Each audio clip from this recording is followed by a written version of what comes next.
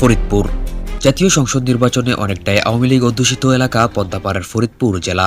এই জেলায় কয়েকটি আসনে কিছু নির্বাচনে বিএনপি জয়ী হলেও আওয়ামী লীগের দাপট ছিল বরাবরই।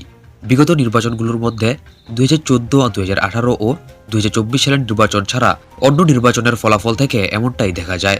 তবে এবার ভোটের মাঠে আওয়ামী লীগ না থাকায় পাল্টে গেছে এই জেলার ভোটের পুরোপুরি চিত্র। 9টি উপজেলা নিয়ে গঠিত ফরিদপুর জেলার 4টি সংসদীয় আসন। জেলার ভোটারদের, বিশেষ করে তরুণ ভোটারদের আগ্রহ দেখা যাচ্ছে বিএনপি ও জামায়াতে ইসলামী দুই দলকে ঘিরেই। তবে ফরিদপুর এক আসনে বিএনপি, জামায়াত ও স্বতন্ত্র প্রার্থীর মধ্যে শক্ত প্রতিদ্বন্দ্বিতার কথা দৃশ্যমান হয়ে উঠছে এবং বাকি তিনটিতেই নাকি ধানের শীষে এগিয়ে রয়েছেন বলে জানিয়েছে স্থানীয় ভোটাররা। আবার অনেকে বলছে এগিয়ে আছে এবার জামায়াতে ইসলামী। জামায়াতে ইসলামের ভোট নাকি এবার অনেক বেড়ে গিয়েছে এই জেলাটিতে। ফরিদপুর জেলা রাজনৈতিক ইতিহাসে খুবই গুরুত্বপূর্ণ একটি জেলা। এই জেলা থেকে উঠে এসেছেন বহু বিখ্যাত সমালোচনামূলক ও সারা দেশে আলোচিত কিছু রাজনৈতিক ব্যক্তিত্ব। তাদের মধ্যে আছেন জামায়াতে ইসলামের মৃত্যুদণ্ড পাওয়া অন্যতম নেতা আব্দুল কাদের মোল্লা ও আলী হাসান মুজাহিদ, ছিলেন বিএনপির সাবেক 2 হেভিওয়েট নেতা ও ফরিদপুরের কয়েকবারের এমপি KM ওবায়দুর রহমান ও চৌধুরী কামাল ইমরে ইউসুফ। ফরিদপুর জেলা 4টি আসন নিয়ে গঠিত। বর্তমানে ত্রয়োদশ জাতীয় সংসদ নির্বাচনকে সামনে রেখে বিএনপি ও জামায়াতে ইসলামীর পাশাপাশি অন্যান্য প্রার্থীরা ফরিদপুরের 4টি আসনে নিজেদের প্রচার প্রচারণা করে যাচ্ছেন। অনেকেই জানান দীর্ঘদিন পর এই জেলার 4টি আসনে নির্বাচনী আমেজ বইছে। আজকের ভিডিওতে ফরিদপুর জেলার 4টি আসনে কোন দলের কোন প্রার্থী জয় হতে পারে বা কে জিততে পারে আগামী ত্রয়োদশ জাতীয় সংসদ নির্বাচনে 4টি আসনের মধ্যে, তা নিয়ে কথা বলবো। দর্শক, আপনি কোন আসন থেকে ভিডিওটি দেখছেন আপনার মতামত অবশ্যই কমেন্টে জানিয়ে দিন। তো চলুন শুরু করা যাক। ফরিদপুর এক আসন। ফরিদপুর এক আসনটি ফরিদপুর জেলার মধুখালী উপজেলা, বোয়ালমারী উপজেলা ও আলফাডাঙ্গা উপজেলা নিয়ে গঠিত। এই আসনের মোট ভোটার সংখ্যা 5,10,540 জন। এর মধ্যে 2,59,335 জন পুরুষ, 2,61,204 জন নারী ও একজন তৃতীয় লিঙ্গের ভোটার রয়েছেন।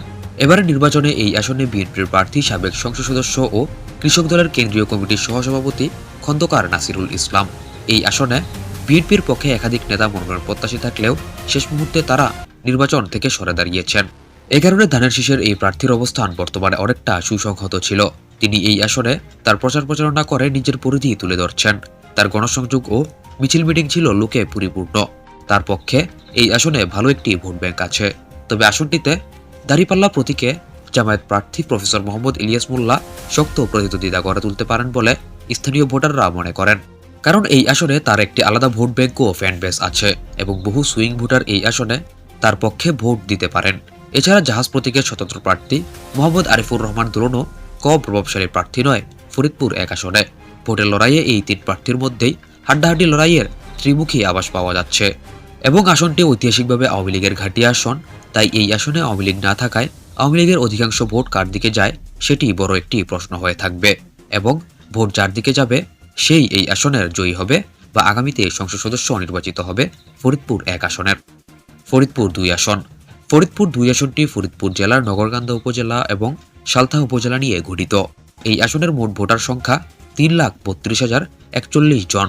এর মধ্যে 1,72,904 জন পুরুষ ও 1,59,137 জন নারী ভোটার রয়েছেন। পূর্ববর্তী জাতীয় সংসদ নির্বাচনে এই আসনে 1991 সালে বাংলাদেশ আওয়ামী লীগ থেকে সৈয়দা সাজিদা চৌধুরী, 1996 সালে বাংলাদেশ জাতীয়তাবাদী দল থেকে KM ওবায়দুর রহমান, 2001 সালে আবারও KM ওবায়দুর রহমান এবং 2008 সালে আবারও আওয়ামী লীগের সৈয়দা সাজিদা চৌধুরী সংসদ সদস্য নির্বাচিত হন।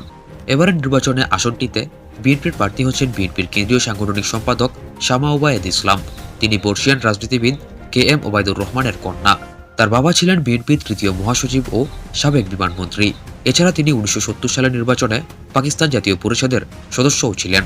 বাবার সুনামের পাশাপাশি দীর্ঘ 17 বছর আওয়ামী সরকারের দুঃশাসনের বিরুদ্ধে আন্দোলন সংগ্রাম করে নিজেকে জনগণের কাছে জনপ্রিয় করে তুলেছেন শামা ওবায়েদ, যা তাকে নির্বাচনে অন্য সব প্রার্থী থেকে এগিয়ে রাখছে বলে এলাকার সরব আলোচনা আছে।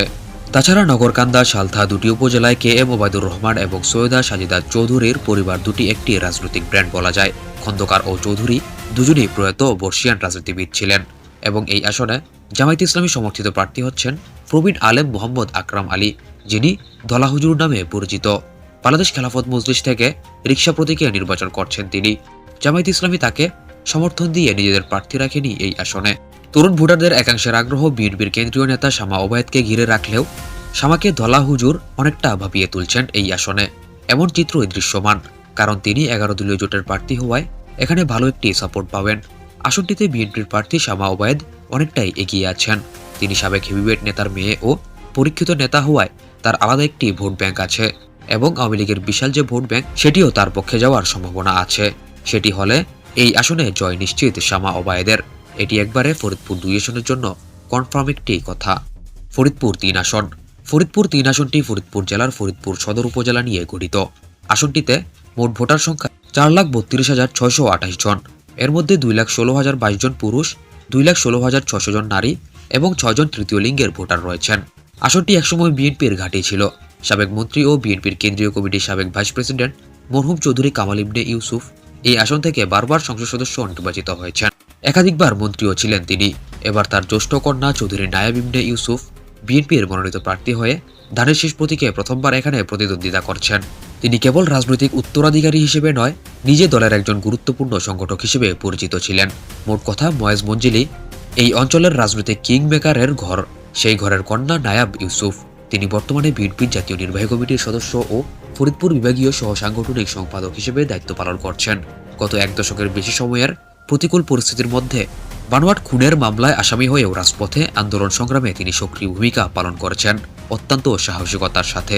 তাই তার বাবার মতো তাকেও এই আসনে সংসদ সদস্য হিসেবে প্রত্যাশা করছেন এখানকার ভোটাররা। এবং এই আসনে নায়েব ইউসুফের প্রধান প্রতিদ্বন্দ্বী জামায়াতে ইসলামীর প্রফেসর মোহাম্মদ আব্দুত তাওয়াব। তিনি জামায়াতের কেন্দ্রীয় শুরা সদস্য ও ফরিদপুর অঞ্চলের টিম সদস্য। এই আসনে ধানের শীষ এগিয়ে থাকলেও দাঁড়িপাল্লা বেশ শক্ত প্রতিদ্বন্দ্বিতা করতে পারবে বলে ধারণা অনেকের। ধানের শীষের প্রার্থীর চেয়ে তিনিও কম নয়। আসনটিতে জামায়াতের আলাদা একটি ভোট ব্যাংক আছে আগে থেকেই। জামায়াত প্রার্থী আব্দুত তাওয়াব বেশ ভালোভাবেই গণসংযোগ করছেন এই আসনে। তার প্রচার প্রচারণায় জনপ্রিয়তা ফুটে উঠেছে। জামায়াতের আলী হাসান মুজাহিদ এই আসনে বহুবার নির্বাচন করেছেন। উল্লেখযোগ্য ভোট পেলেও কখনো জয়লাভ করতে পারেননি। তবে এই আসনে এবার জামায়াতে ইসলামীর পক্ষে বিশাল একটি জনমত সৃষ্টি হয়েছে। বিএনপি ও জামায়াতে ইসলামীর দুজন প্রার্থী এগিয়ে থাকলেও শেষ পর্যন্ত জয় কার হবে সেটি নিয়ে এখনও সন্দেহ আছে ফরিদপুর 3 আসনে। জামায়াতের ভোট বিপ্লব হয়ে গেলে এই আসনে চৌধুরী নায়েব ইউসুফ হেরেও যেতে পারেন। ফরিদপুর 4 আসন। ফরিদপুর 4 আসনটি ফরিদপুর জেলার ভাঙ্গা উপজেলা, সদরপুর উপজেলা এবং চরভদ্রাসন উপজেলার কয়েকটি ইউনিয়ন নিয়ে গঠিত। এই আসনের মোট ভোটার সংখ্যা 4,96,706।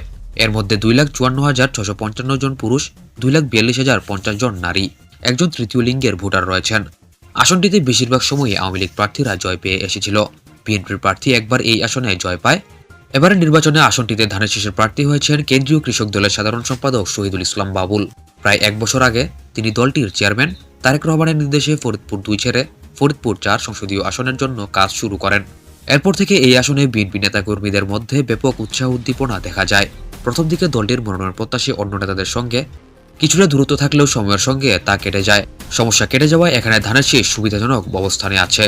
এছাড়া নির্বাচন কমিশনের এই আসন থেকে 2টি ইউনিয়ন ফরিদপুর 2 আসনে কেটে নেওয়া নিয়ে ভাঙ্গায় ব্যাপক সংঘর্ষ, সড়ক অবরোধ, সরকারি অফিস ভাঙচুর ও অগ্নিসংযোগের ঘটনা ঘটে। পরে ইউনিয়ন 2টি ফরিদপুর 4 আসনে ফেরত পেতে হাইকোর্টে রিট করেন বাবুল।